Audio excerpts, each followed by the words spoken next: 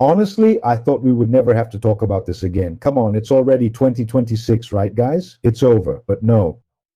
Nicolas Ferreira, the biggest liar in Brazil by far, a professional liar, has come up with another one, and now it involves the issue of vaccines and so on.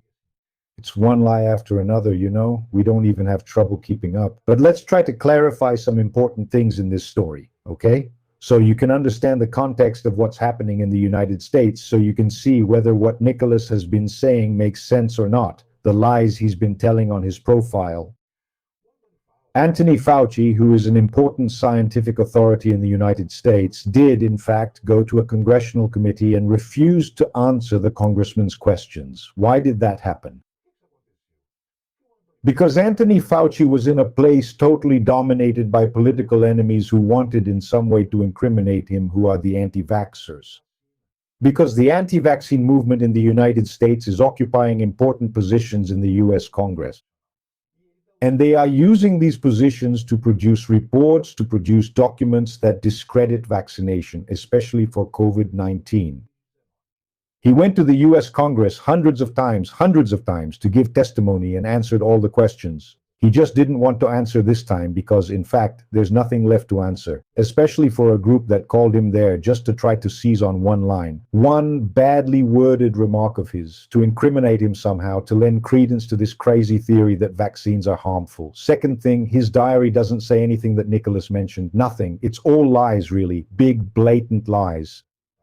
This lie came from the mouth of Robert Kennedy Jr. He is the head of the United States Department of Health, the equivalent of our Minister of Health. Who is this guy? He's one of the most famous anti-vaccine activists in the United States. Yes, Trump put an anti-vaccine person in charge of their Department of Health. And he made up a bunch of lies about this diary, because when you actually look at what was documented in the diary, it has nothing to do with what they're talking about. That Anthony Fauci thought one way and acted another. That's all a lie. A lie. Another thing, Anthony Fauci was in favor of chloroquine. And then when Trump decided to support it, he decided to be against it. That's also a lie. There was a moment during the pandemic when everyone was in favor of chloroquine because they were trying anything. There was no vaccine, no medicine, no treatment. They were trying everything, including testing with chloroquine and ivermectin. And at that time, the health authorities were in favor. Then studies came out. Those studies found that these medications didn't work. And then they stopped recommending their use. But the ones who kept recommending them were the scammers who wanted to profit from it.